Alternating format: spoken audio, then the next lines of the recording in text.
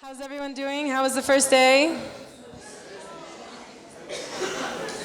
Can I see, raise your hands if you were out shooting your story today. Raise your hand if you were out shooting your story today. Nice. Raise your hand if you have no idea what you're going to shoot yet. It's okay.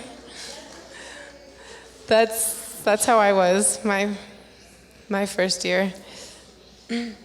So my name is Kirsten. I'm one of the organizers, and I'm teaching this year. In 2008, the first year, we were in Mexico City, and I came as a student, along with a few people here. Who is here in Mexico? Nice. That's amazing, actually. So it was 2008. I was working at a small paper on the Mexican border, and I had been to Mexico a few times, so I decided during the week to tackle a simple story, transnational migration. I thought that would be a great idea. So I had done all this research, Googled the hell out of everything, and had these lists of people. And I spent the first couple days mostly in taxis, trying to get places, trying to meet with people. I visited La Lecheria, which I'm sure some of you have seen, the train yard outside of Mexico City, which was fascinating. But after 3 or 4 days, the pictures weren't coming together. I'm sorry, after 2 to 3 days, I was really feeling kind of overwhelmed, like I wasn't gonna have a story. And I wasn't able to get to a shelter that I wanted to go to, and I was getting frustrated. So I decided to switch focus, and I started looking at the yellow pages at the hotel, desperately looking for a new idea, and I found a school for acrobats. And I showed up and no one's there, you know. Talked to the receptionist. She's like, oh, you should come back next week. Oh, it's too late, you know. So at that point, I'd sort of thrown in the towel. And then we chatted for a while. And she's like, well, you know, no one's here because they're all at the Congreso de Payasos, which is a clown convention down the street. So I was like, oh, you got to be kidding me. So, Tiffany, we can look through these really quickly. I mean, this is a long time ago. I wanted to show you that although my experience at Foundry was not at all what I expected, I learned a lot from it, and I was able to walk away with something. So don't worry if you don't have your story yet. Oh.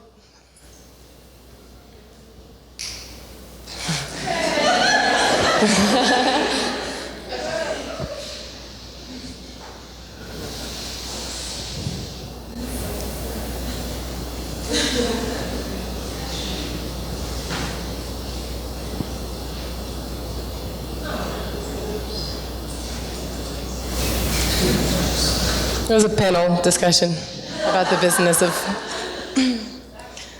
contest judging. It's really just the same.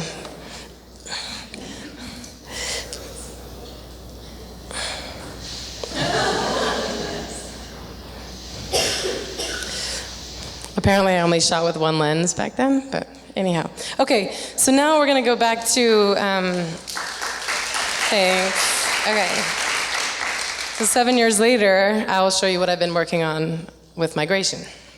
We can start.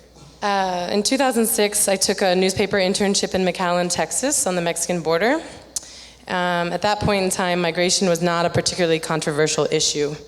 Virtually everyone has roots in Mexico, and everyone is sympathetic to those heading north, even if it is through their own backyard.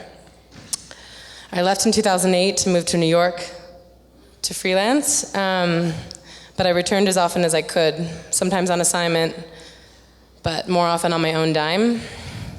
Things had started to change. The drug cartels had tightened their control of the Rio Grande, closely monitoring everything that crossed. My friends and acquaintances stopped their casual visits to Reynosa. Gun battles in the streets were mentioned in hushed tones. The news media in Tamaulipas was long bought by the cartels, so very little was reported. The story was Juarez, and they preferred it that way. Unprecedented numbers of Central Americans were migrating north. With South Texas as the most direct route through Mexico, the valley quietly became the busiest thoroughfare for drug and human smuggling in the US. Local authorities scrambled to keep up with the stream of migrants headed north and started shifting their resources to Texas.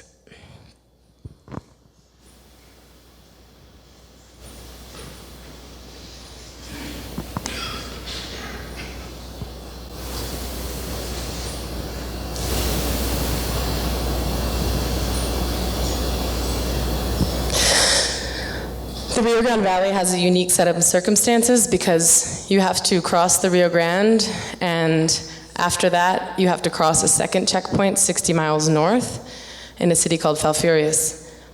So in between that time, you are basically hiding in plain sight in staging sites before you head to the second checkpoint.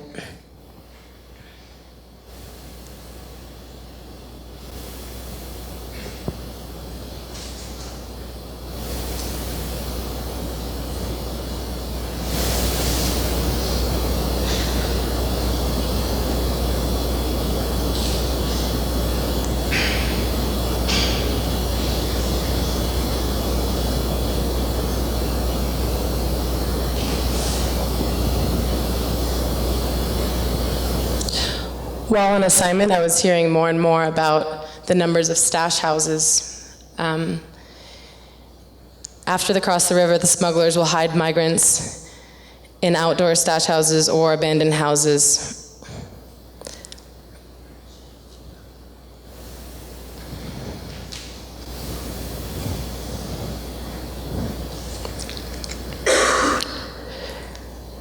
These stash house guards with links to Mexican drug cartels are paid a price per head to keep the migrants hidden and alive.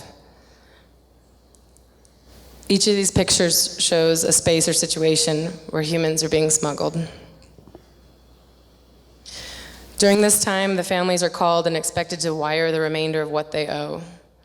Extortion is common, and these demands must be met for their loved one's release.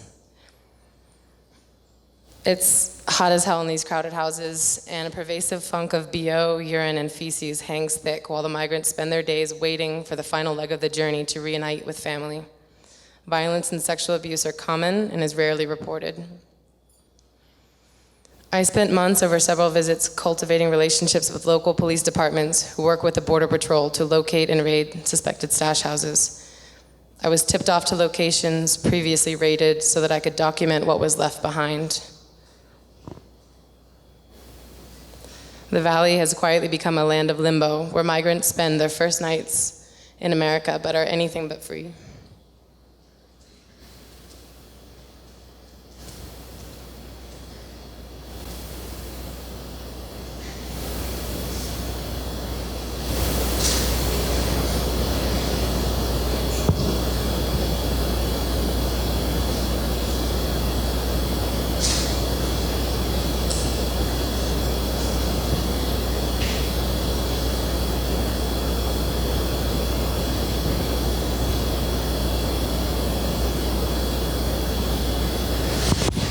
That's it.